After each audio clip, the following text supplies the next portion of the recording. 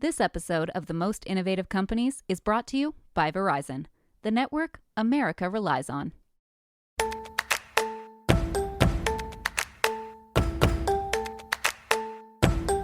I'm Yasmin Gagne. I'm Josh Christensen. And this is Most Innovative Companies.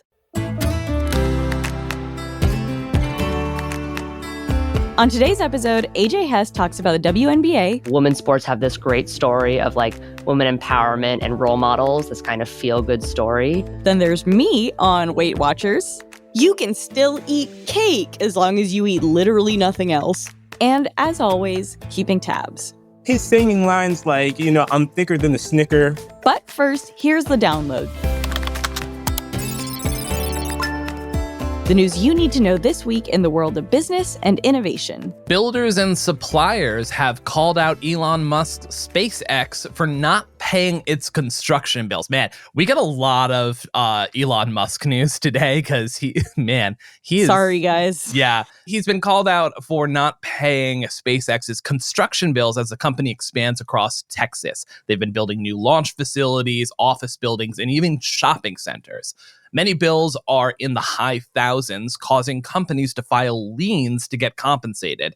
And these allegations are not new. Since 2019, over 24 companies have filed at least 72 liens against SpaceX, seeking payments totaling over $2.5 million, which $2.5 million is like pocket change for Elon Musk. Yeah, it's like the Donald Trump thing. You're perceived as mega rich, and therefore you can just decide not to pay anyone. Yeah, it's wild. So on Monday, OpenAI held a webcast to roll out a new version of ChatGPT, which they say returns answers much faster than GPT-4 and improves on its text, vision, and audio abilities. The app sounds and acts like the AI in the 2013 Spike Jonze film Her, which I sobbed through when it came out.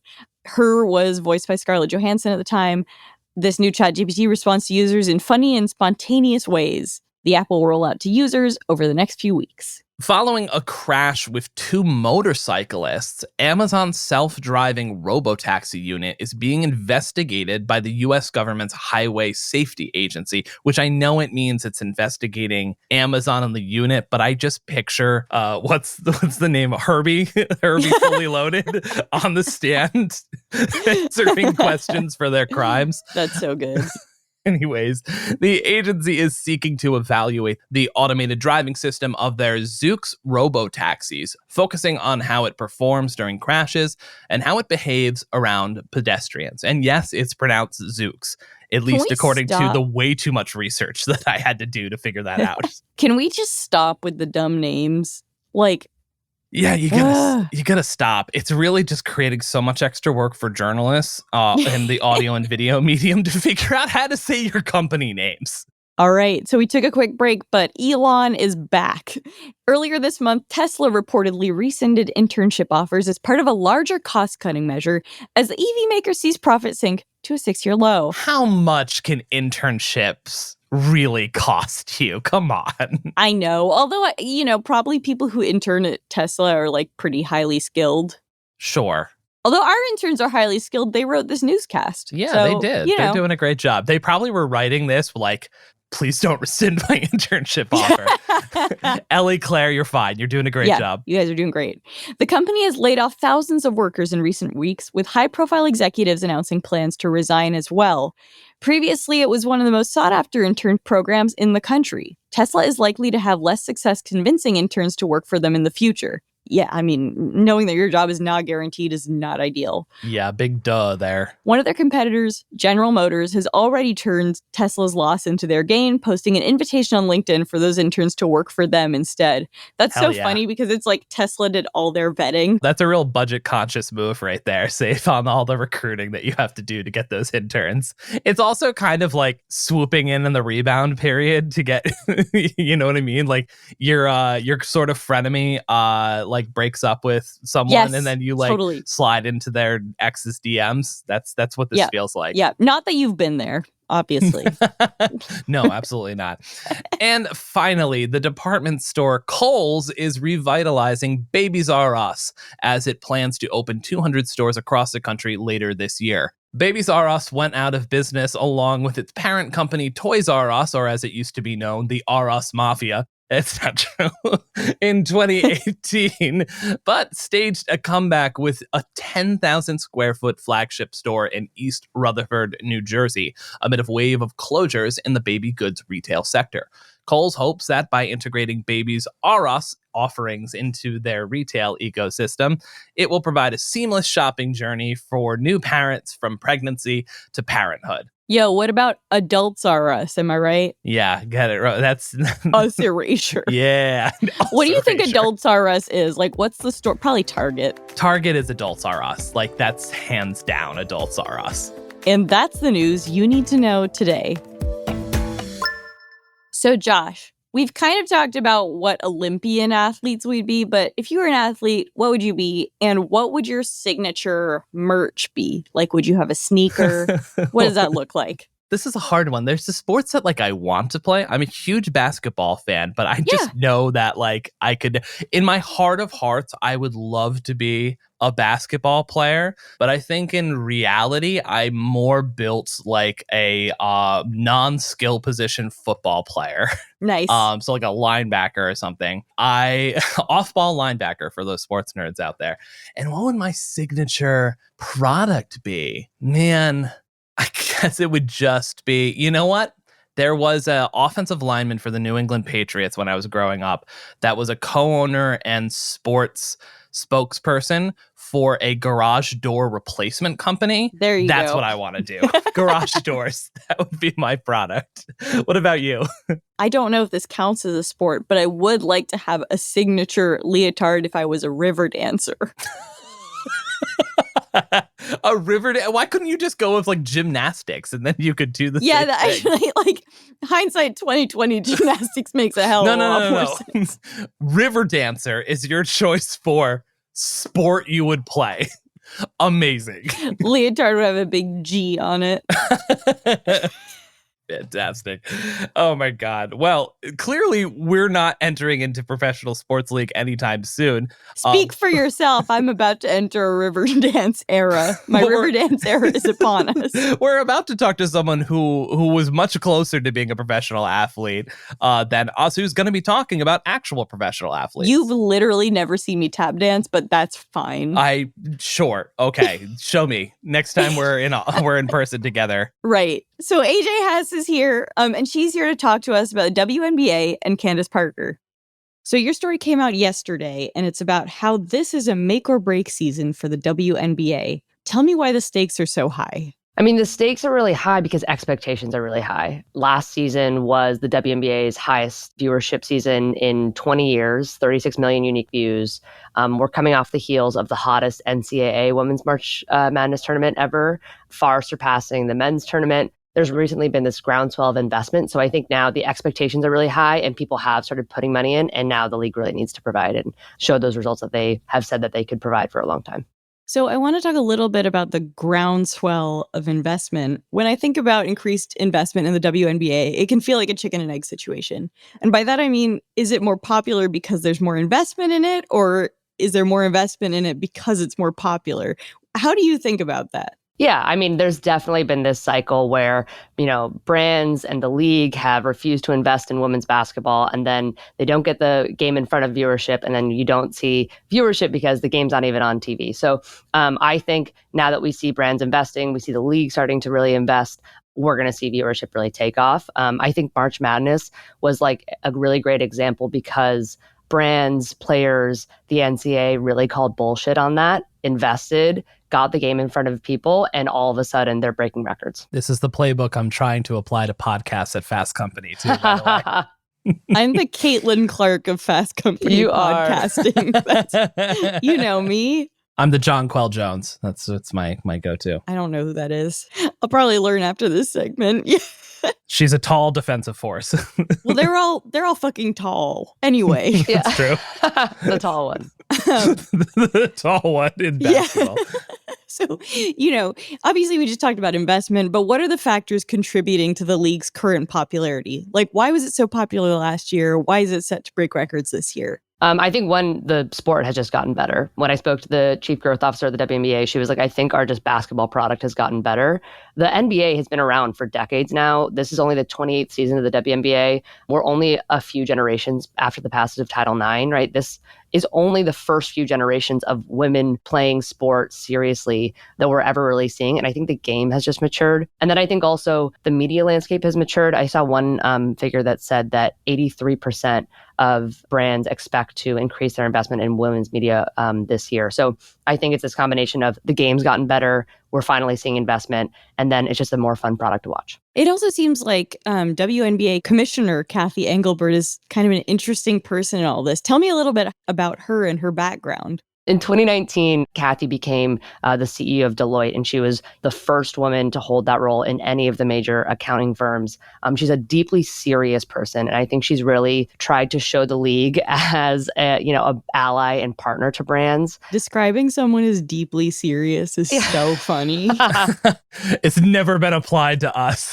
Never been applied to us. That is also something I would say when I'm trying to call someone a bitch, but in a polite way. I'm not saying that.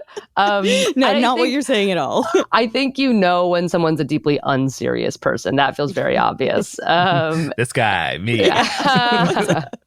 But she's like very business forward, very much as like I'm an ally to brands. She has like developed these really strong partnerships, sponsorships with young brands, new brands that are marketed towards women, brands that aren't. So I think she's really pushed the business fundamentals of the league, and now they're kind of taking off. And in doing that, I think one of the things she's been credited for is, as investment and the financial security of the league has gone up, she's also provided a new player deal with a collective bargaining agreement with the players that increased wages. She recently announced an investment of $50 million over 2 years to give the women full-time charter planes, which is something that the men get, but the women hadn't for years. So it's kind of cool because she's like taking the league really seriously, gotten these brand investors, and like actually is showing some signs that she's making sure that money goes to players as well. There's a pretty rich history of like difference-making commissioners in sports leagues. I think about in the NBA, David Stern made a huge difference and is sort of both a reviled but respected figure in NBA sports. And so it's interesting to see Cathy Engelbert like following that path of professionalizing a league and making this sort of huge dynamic difference in the way that David Stern did, and other sports have seen kind of the similar effect. And I think one of her big make or break moments is going to be this new media deal that they're negotiating. The current deal was negotiated in partnership with the NBA and is set to expire in 2025. It drives about $60 million in revenue for the league.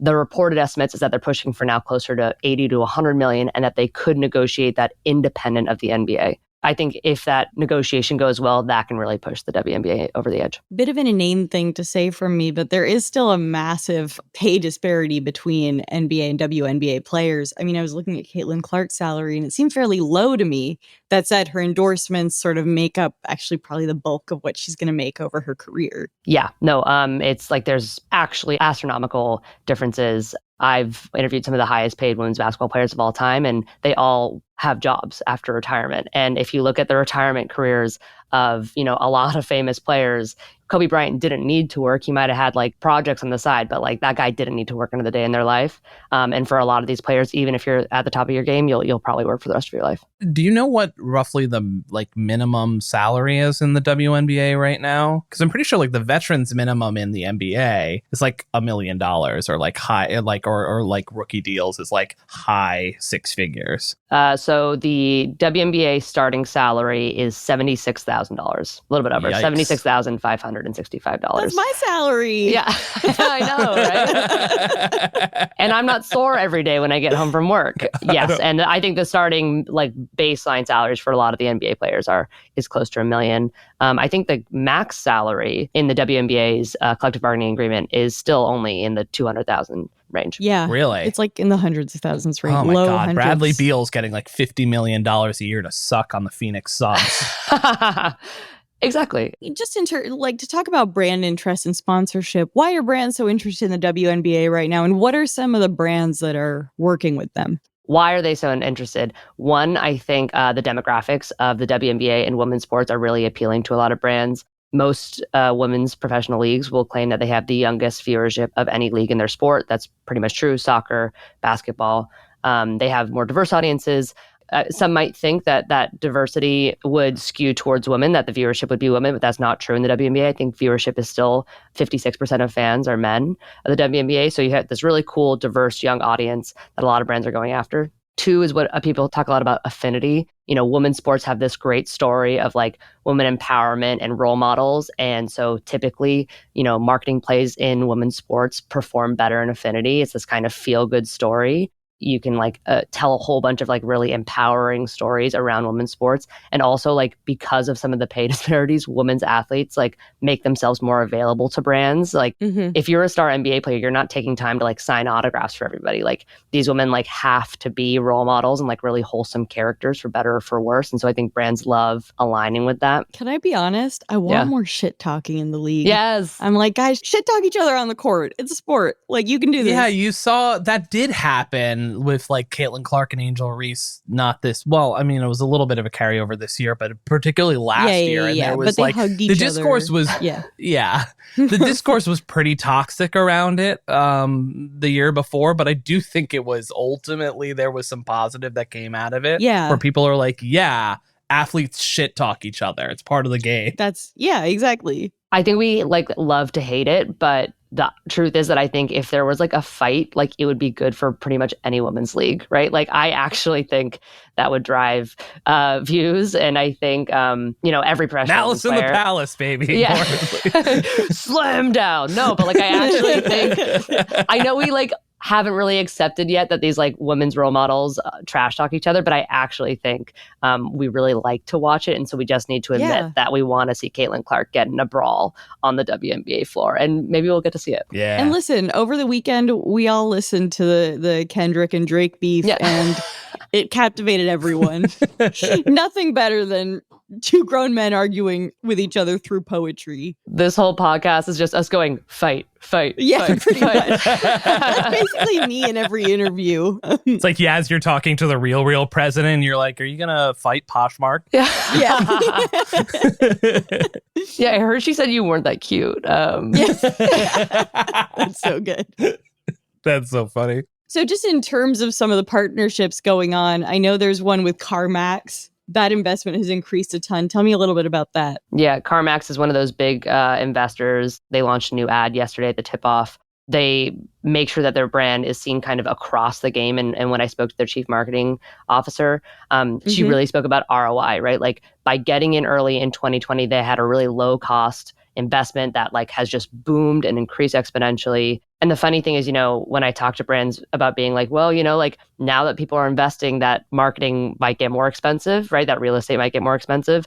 And everyone I've spoken to has said, we're still going to continue to invest. Just the ROI in terms of the number of views we see on social, on TV, it's really positive brand affiliation.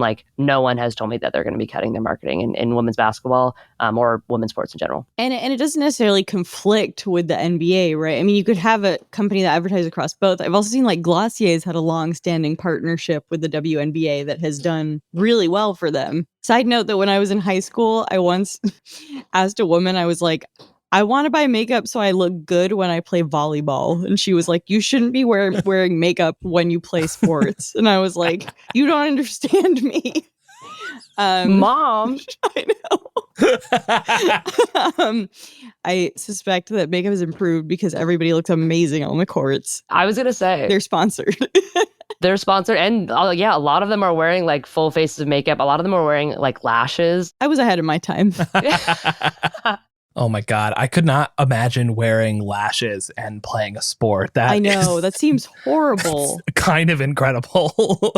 That's hard. It's hard. That the women who wear lipstick, I'm really impressed by. I don't know how you're drinking a Gatorade water bottle and also wearing a full red lip. Yeah, I don't understand that. The second overall pick in this past year's draft, I can't remember her name off the top of my head, but she's known for serving looks overall. It's really interesting. Cameron Brinkford. That's her name. Yes. So WNBA also has an official wine partner, which is really funny. But what does that partnership mean? I know. I love that. And I honestly think it's genius. Yeah, La Crema Wineries is like the official wine of the WNBA. The parent holding company has another brand that's affiliated with the NBA, and then they specifically associated La Crema with the WNBA. But when I spoke to their chief marketing officer and proprietor, I was really convinced that it was pretty smart. They were like, this is a young, diverse audience that like we can push wine at women's sports events in a way that we like can't at men's events. And they're doing these pop-up like free wine tasting at like WNBAs where you can like go Hell before yeah. the game I and like love that. try different wines. I think it's genius. I really do. That's so funny. Listen, no shade to them, and I don't drink, so I don't know, but that wine can't be good, right? I haven't tried it yet. I can't. I couldn't tell you. No idea. If you wanted to sponsor us, though, La Crema, we have a engaged, young, and diverse audience. AJ, you also wrote a profile pretty recently on basketball legend Candace Parker. She announced her retirement in late April, but then she made a kind of interesting move with Adidas. Tell me a little bit about that situation. Yeah, we got to announce exclusively that Candace Parker was named the president of women's basketball at Adidas. It's really kind of like when she announced her retirement, it was a little ironic because everyone was surprised, but we also shouldn't have been surprised because she's like 38 years old and done everything there is to do. Yeah.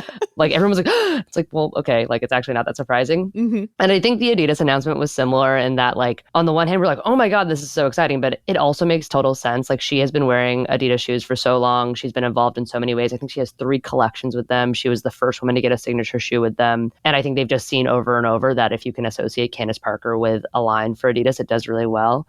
I think it's also interesting because when I interviewed sneaker experts, like they were all like, Adidas really is getting bullied by Nike in the basketball shoe market.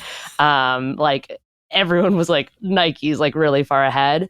And I think they see women's basketball as their way to get into the basketball shoes market. What's the I'm trying to think of the last Adidas sneaker that I remember. The Samba, baby. Yeah, No, not the classic one. Yeah. The classic ones. I'm talking about the ones associated with a player. Did they make the Kawhi shoe, the SpongeBob one, or was that Nike? I couldn't tell you. I can't remember. Yeah, that was Wait. That was Kyrie bring Irving. In the Blake, our producer, is a sneakerhead. Who is the last big Adidas? It was Kyrie, you said? That was Kyrie Irving. Kawhi's with New Balance. Kyrie had it with SpongeBob, like Kyrie Force or something was with SpongeBob. That was a Nike partnership, actually. I just looked it up. Yes, it was. Kawhi Leonard is with New Balance, and they did that as a foolproof plan to get away from being the white conservative shoe. And they were like, we need to sign. Okay. Did not work, but we need to sign basketball players. We need to have more open They marketing. should have just gone with Myers Leonard and dug down deep. But yeah, Kawhi was their first signee. We got the Alec Caruso heirs. Is LeVar Ball's thing still around? Big baller? It is, but ballers. his son's knees they're cooked, and some of it has to do with the sneakers. The sneakers aren't that good. Right. Yeah. Oh, well. Thank you, Blake. You're welcome. This has been our sneaker segment. This is Sneaker Corner with Blake Odom. So just in terms of this Candace Parker deal, what does that sort of mean for the WNBA's future with Adidas? Like, have they announced any other deals coming up? Is Candace going to look for more partnerships? What does that look like? I think the big thing people are keeping their eyes on is who Adidas is going to sign. They pretty publicly were also going after Caitlin Clark, and Nike just outbid them by like millions of dollars.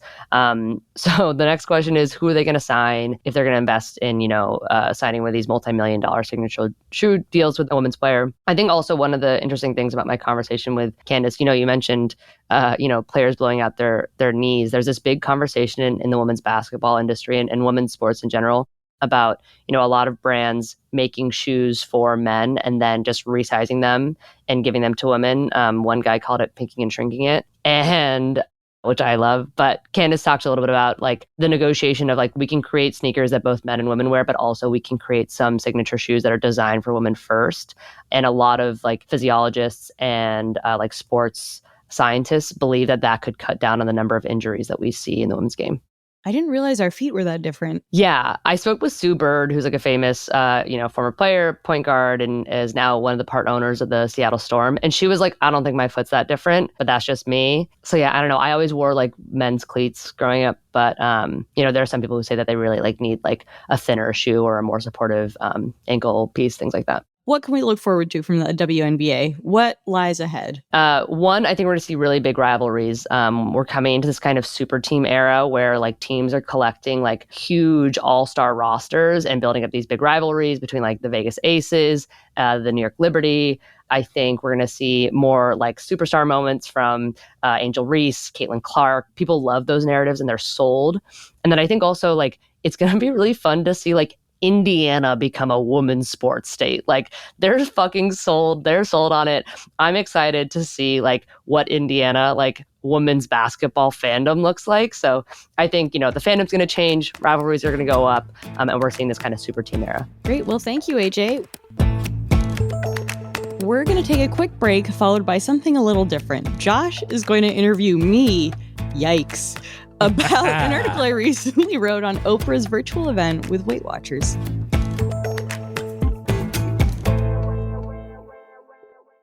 This episode of Most Innovative Companies is brought to you by Verizon, the network you can rely on for your phone and for your home internet. Find the plan that's right for you at Verizon.com.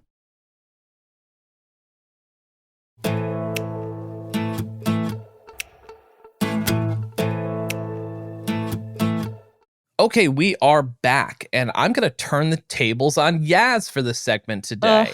It's not a good feeling. It's not getting interviewed is not a good feeling. Yeah, I'm interviewing you. Now, you do it to so many other people. I usually just sit here and make I'm so mean to some people, too. On occasion. But you wrote a wonderful feature for fastcompany.com last week, and it came out on Saturday, actually, and it was about Weight Watchers, diet culture, and our favorite topic on the show, GLP-1s, your Ozempics, your Wegovy's, your Mounjaros. Mounjaro, yeah. And the impetus for this article was this event that Weight Watchers put on last week in New York, where Oprah was speaking. What exactly was this event? So Thursday night was basically Oprah Winfrey's last event as a Weight Watchers board member. So she leaves the board this month. After nearly a decade serving on it, she was also a shareholder for a really long time. And she's been a vocal spokesperson for the company. I went to a stop on her tour at the Barclays Center like in 2018 with Weight Watchers. And obviously the entire arena, stadium, whatever, was totally full. This one was a really intimate event. So there were only about 100 of us in the room, but it was live streamed to thousands of people and mostly Weight Watcher members. So as I said, Oprah was on the company's board. She also owned about 15% of the company. But last year, everything kind of changed for her and for the company. Weight Watchers has spent, years. I mean, the company's been around for 60 years preaching moderation and self-control is the best way to lose weight. So for a long time, what possibly could have happened in the past year that could have changed that conversation? So for a long time, they had their famous point system. They had their whole tagline that was like, you can still eat cake as long as you eat literally nothing else. And in the past year, Ozempic became a thing. And like a lot of celebrities, Oprah debuted a significantly slimmer figure in December. And that month, she also shared that she was on GLP-1 medication. Now, Weight Watchers saw the writing on the wall, and they acquired a telemedicine platform called Sequence for $132 million last year, which allows them to prescribe GLP-1 medication to consumers. The thing is, it's obviously like a weird pivot for them, right? To spend years being like, listen, you can have the figure you want if you just eat healthy, to now being like, it may be impossible for you to get the figure you want, even if you eat healthy. But if you buy this really expensive drug that we can prescribe you, we can help you that way too, is sort of a confusing message. Just a little bit. Yeah, pretty much. And I think Oprah's thinking, as she claims, sort of changed over the past year once she got on the medication. On stage, she sort of talked a whole bunch about being lied to about the reality of weight loss. And then obviously disseminating that lie to millions of subscribers. So, during this event, it was 3 hours long. There were no bathroom breaks, which killed me. Oh my God. Who else was there? So there were speakers. She shared the stage with a bunch of celebrities who sort of came on for short segments. They range from Rebel Wilson, who has a book coming out, to Busy Phillips, who's just like a very outspoken person, I guess, to the founder of It Cosmetics, Jamie Kern-Lima.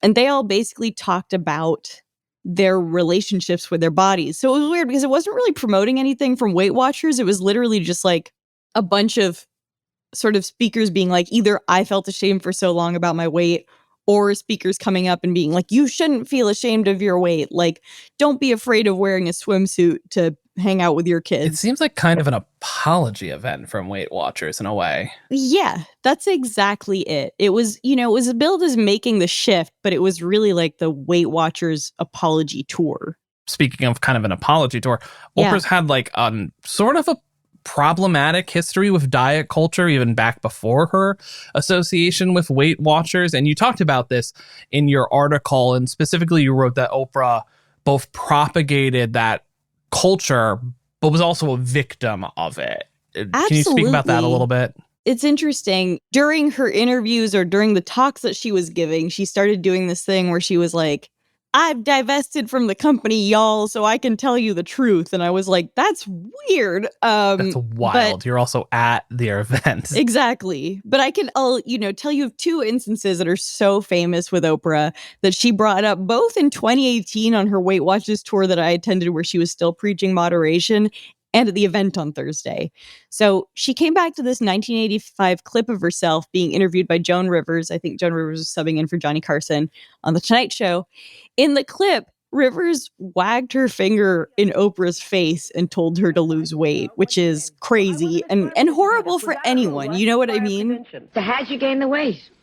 I ate a lot.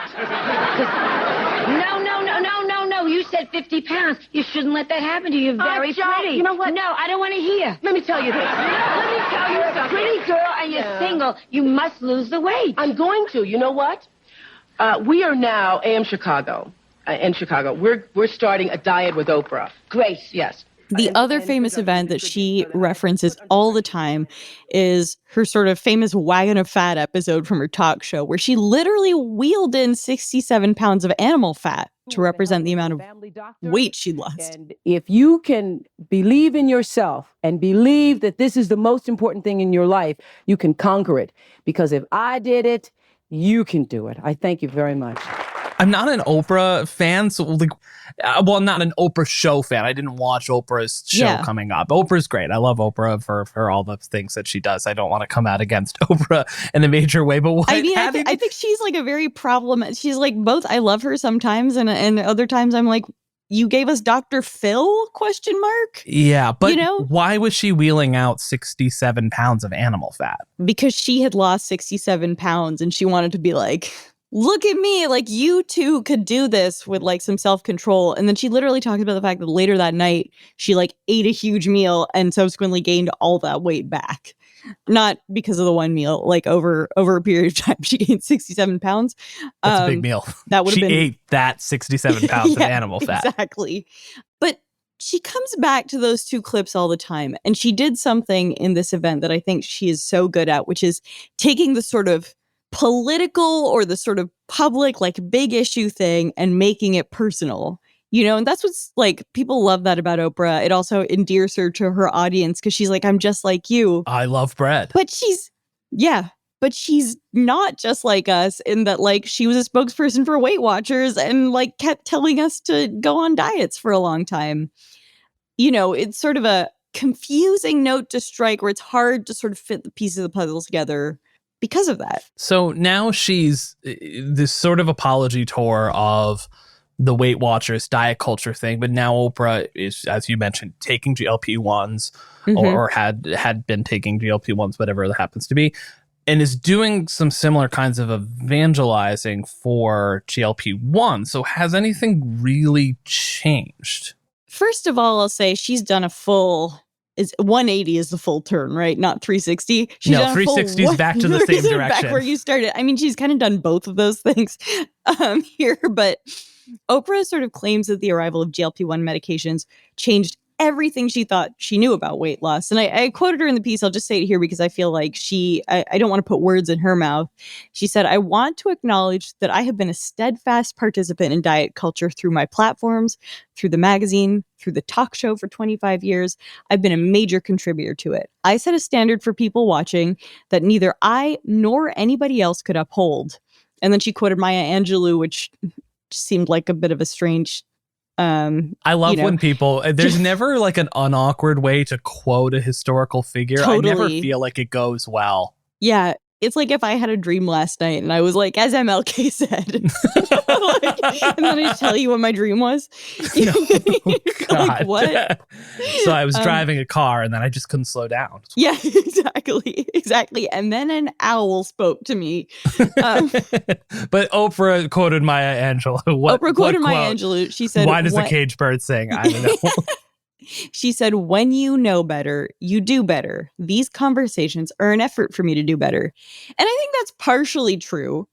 But there's sort of another layer to this that was touched on in one of the segments where she spoke with New York Times opinion columnist Tressie McMillan Cottom, who I want to say was phenomenal. Like, they were at the event? Yeah, they were at the event. Okay. She interviewed her on stage. Oh, okay. Oprah spoke with her on stage. I actually felt very moved by this segment. It was very short. But it sort of exposed what I think is the real reason or the true dissonance between Oprah and Weight Watchers at this point.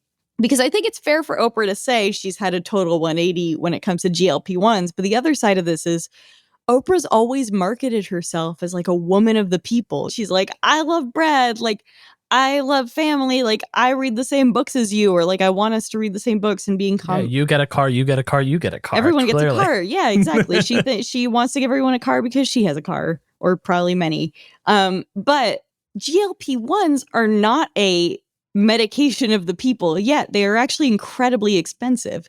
Yep. Like, it was totally on brand for Oprah to market a service like Weight Watchers that cost people $23 a month and that relied on community support in addition to dieting, which I think was a good thing. And, you know, I think that makes sense with her brand. But I think promoting a company that, you know, has this other arm that has a $99 a month subscription price to access the telemedicine platform, you then have to pay, you know, $1,000 a month or whatever if you don't have insurance to get or if your insurance doesn't cover it, to get Ozempic or, you know, other GLP-1s. And insurance is still very spotty on covering these GLP-1s. Yeah, at best. Yeah. And it's something that Tressie brought up on stage. Oprah acknowledged it, but they didn't really go into too much detail. But I really think that's why Oprah and Weight Watchers like maybe didn't make sense for her anymore. You know what I mean? Because she can't say you can be just like me and have my figure. Like, you can be just like me, struggle with your weight, have my figure. What she's really saying is you can be just like me, you can struggle with your weight. If your insurance covers it, maybe you can have my figure, but most people will live in a bigger body while I am slim. You know? And that's kind of a hard message to give to people.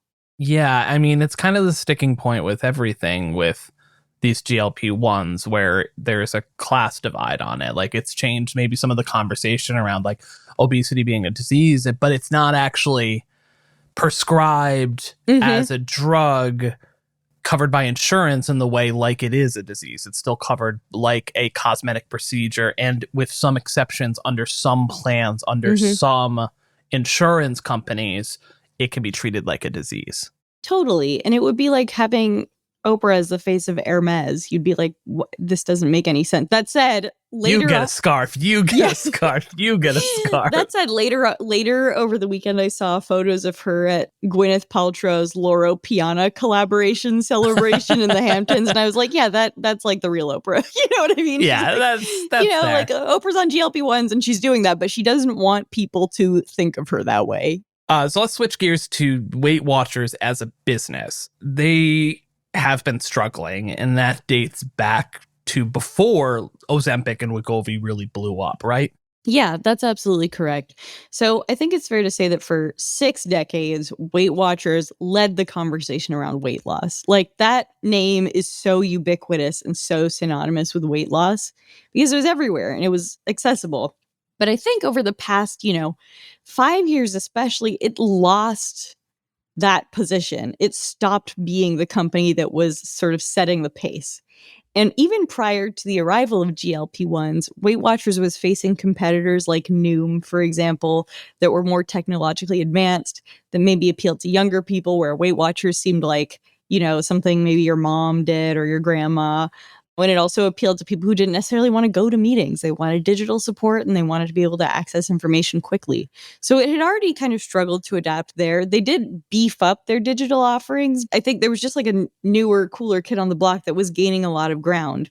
And then, and this was bad for Noom too, GLP-1s arrived, right? And Weight Watchers did ultimately acquire Sequence, the GLP-1 provider, but it took them kind of a long time. Like by that point, there were quite a few other platforms that were offering that service. Additionally, Weight Watchers has to contend with the fact that they have years of marketing that they're now sort of disavowing, whereas, maybe the newer motto that was upstarts- on the wall of every Weight Watchers, like even including the logo, the slogan that was on the wall of their clinics or studios, or I actually don't know what you call a Weight Watchers storefront. Totally. So something current CEO Seema Sistani said was, on our walls, it says choice, not chance. They actually took that down from the walls. And Sistani said at the time, we needed to have a hard conversation and say, this program that we all can acknowledge has helped millions of people is also a program that failed many people who walked away feeling that it was their moral failing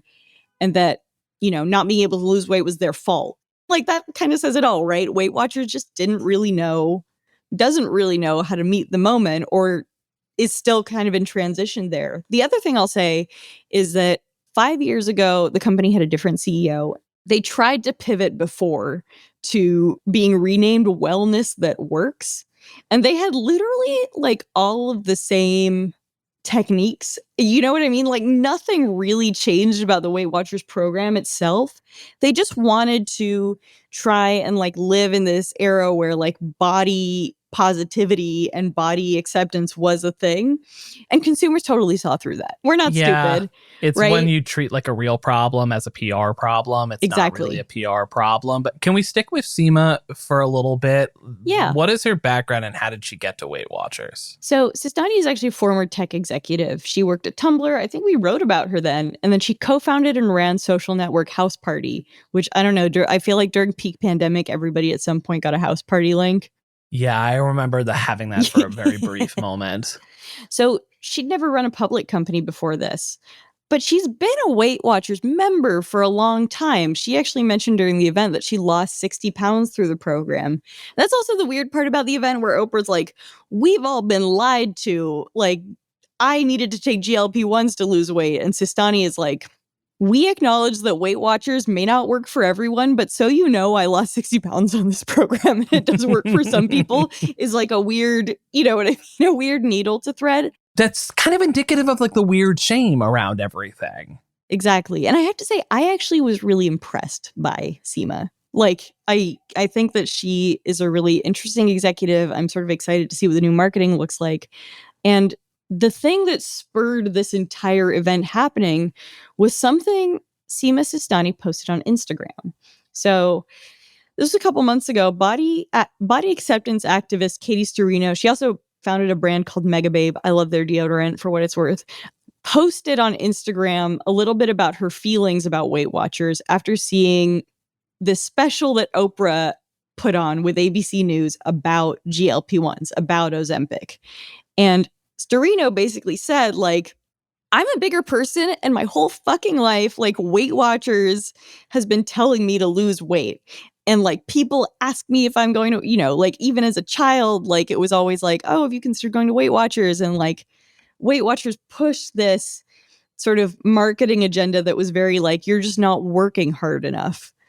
Sistani saw the video and actually responded to it in a video message. She apologized for the way her company had made so many people feel ashamed over the years.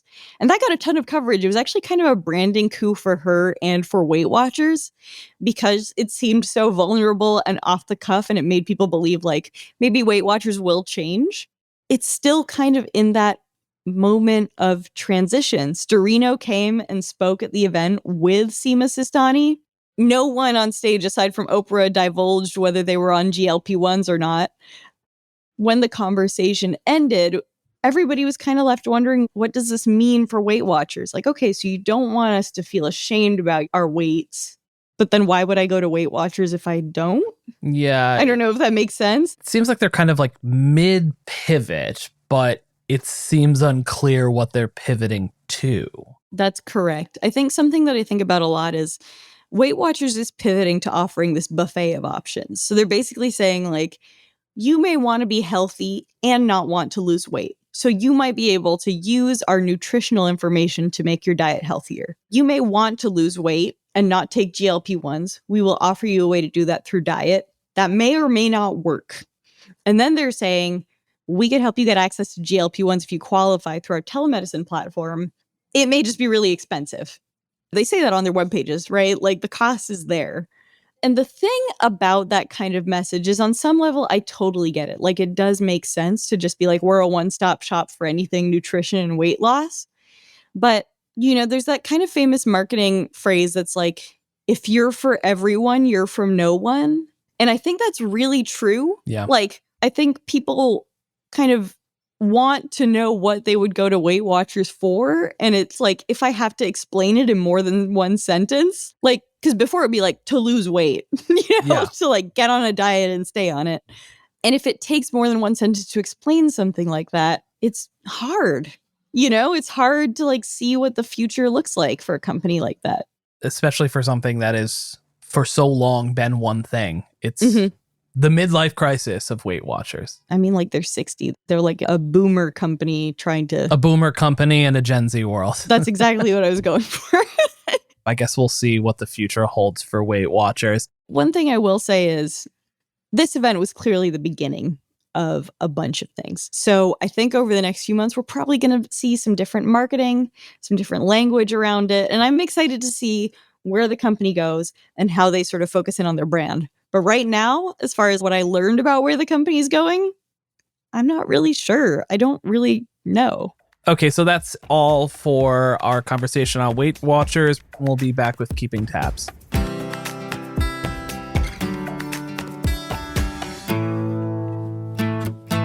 Okay, we are back with AJ and one of our interns, Claire Zhao. She's worked a bunch on this podcast, helped us put together the newscast a few times. So it's time to wrap up the show with Keeping Tabs. This is where each one of us shares a story, trend, or piece of pop culture we're following right now. Claire, let's actually start with you. What are you keeping tabs on? So I'm sure you've all seen on social media this weekend that the Northern Lights could be seen all across America and in the UK. And as someone who grew up in the UK, went to school in California, and I'm now in New York, it really seems like everyone from like every different part of my life has been watching the Northern Lights and has been posting about these Northern Lights when I did not see a thing, did not even know that these Northern Lights were happening. So I felt very seen when I found a list of 38 tweets that were from people who also didn't see the Northern Lights. And I'm going to share some of my favorites. Share some of the tweets. I also am convinced that it's a big scam. It's psyops. So stop pitching things as psyops on the podcast. This is what we're talking about, deeply unserious on this podcast. I do have to say, I was obsessed with Aurora Borealis, as it were, when I was a kid. You famously hated the eclipse. I did hate the eclipse, but Northern Lights fucking just slap. I was obsessed with... was obsessed with Northern Lights and Aurora Borealis when I was a kid. I did like a whole science project on it in 4th grade. I was so into it. I was obsessed. Wait, Claire, take it away. Give me some of the tweets. So Vincent Prologo says, solar eclipse FOMO was manageable, but Northern Lights FOMO is on another level.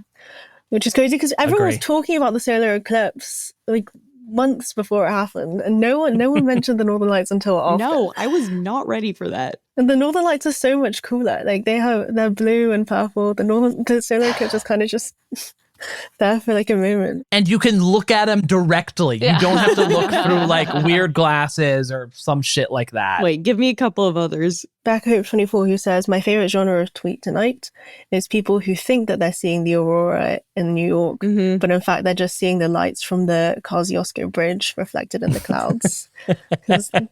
I hope you were going to say that. Those are my favorite. Everyone's like, oh my God, they're so beautiful. And it's like, that's the Kosciuszko Bridge. That's the TKTS sign in Times Square. AJ, what are you keeping tabs on? I am keeping tabs on what I think is already going to be the song of the summer, which is BBL Drizzy by Metro.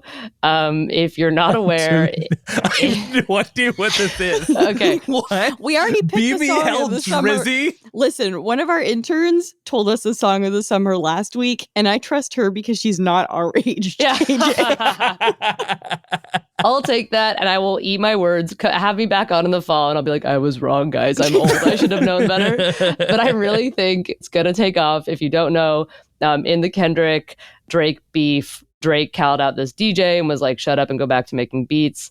And in exchange, Metro made this beat where the hook is BBL Drizzy, just accusing Drake of having a Brazilian butt lift. And it's so freaking so good. It's catchy. It's beautiful. It's stupid. And I can't think of a better way to torture someone than with this song. That's so good. I mean, honestly, for of the criticisms lobbied at oh God, Blake's camera just came in on our Riverside recording. Blake said, okay, I have to say. Our sneakers and hip hop correspondent Blake has entered the chat. Yeah, thank you, AJ, for creating the platform for me. So yeah, they made an AI song for BBL Drizzy by this guy called like the AI name is like King Willonius or something like that. It's like just the front cover is like someone that looked like they could have been the Gap band in the 80s or late 70s, something like that. And he's singing lines like, you know, I'm thicker than a Snicker and I'm going in no Diddy. He's singing like it's AI singing these lines. And then some of the best renditions I've heard of BBL Drizzy is the merengue version of BBL Drizzy. There is a Josh, you would like this. There's like a early 2000s Blink 182 style version of BBL Drizzy. Oh, send me that. Send me that. I need to step back 1 second because part of the genius of what Metro did is he made the beat and then he this is Metro Boomin, yes, this right? is Metro Boomin. Correct. Sorry. Full name Metro Boomin. I apologize. I'm colloquializing. I'm too casual. Sir Metro Boomin. Close personal friends with. That's his government name. The genius of Metro Boomin is that he put out the song like Willy Wonka Golden Ticket style where he was like, whoever does the best verse on this beat gets a free beat. And that's so awesome. Everyone is getting in, including all those people that Blake mentioned. You know, Drake told him to shut up and make some drums and he's like, okay. And that's what he did. So that's what happens. They should now overlay to have full monoculture, overlay that BBL Drizzy with the TikTok girl. I'm looking for a guy in finance with a trust fund. It's going to happen. It's going to happen. If it hasn't happened already, it's going to. I'll also say the other genius of it is like Drake's big like critique of Kendrick from like a business standpoint was that like he makes niche music that isn't like popular and that Drake actually sells records. And it's so genius for Metro to be like, selling records isn't that fucking hard. Like I can make a song people will play a million times and it's going to be so dumb. It's not even that hard. It's layered. It's beautiful. My favorite is like there's a saxophone cover by Cautious Clay. Highly recommend it. Oh, nice. There's like a version of Metro Boomin produced one where it's like a Japanese rapper rapping off of it. I'm like, this is great. Along with this and the last diss track from Kendrick, Not Like Us, with all the TikTok videos. This has been like, oh, so much fun right now. Josh, what are you keeping tabs on? RFK's brainworm. Oh my God. That was the craziest story.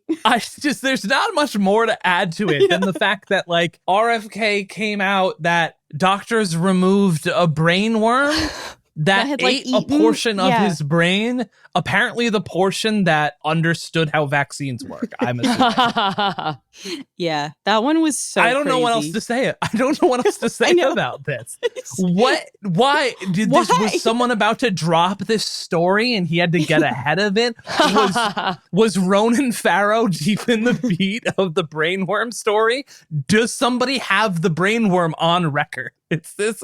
What is happening? I mean, listen, there's a lot of, no sane person runs for president. But if a doctor is like, a worm ate a bunch of your brain, you still go like, I should be president of the United States of America. Like, it's like, at some point that has to be disqualifying. Listen, I'm all for democracy and self-actualization, but if a worm eats part of your brain, maybe sit this one out. Some stuff. Yeah.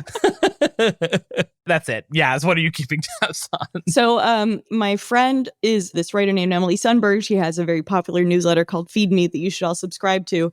And she recently wrote this piece that came out today that I absolutely loved about all of the members only clubs in New York, like from old school to new school, because there's like new ones that keep popping up everywhere. And she visited all of them and describes all the like weird ass vibes they have. You know, and I'm talking everything from like the core club that is very popular with like people in the early 2000s through like the athletic club, through this like weird private club that Carbone Restaurant Group has, where like it's a club where you can pay a lot to get like overrated Italian food. That's absolutely correct. In the article, they actually say this one wild thing where they're like, yeah, well, the cool thing about our club is if you're a member, they have like a concierge chef where you can contact the chef like 24 hours or 48 hours in advance and be like, my favorite food growing up was like XYZ, like macaroni and cheese with like extra whatever in it. And they will like make a cool version of it for you.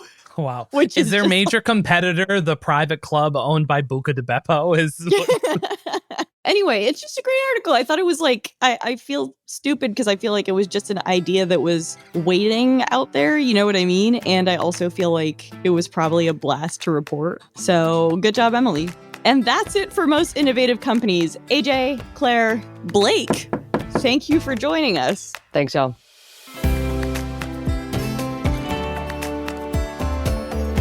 Our show is produced by Avery Miles and Blake Odom with some help from Claire Zhao and Ellie Stevens, our interns. Mix and sound design by Nicholas Torres, and our executive producer is Josh Christensen. Remember again to subscribe, rate, and review, and we'll see you next week.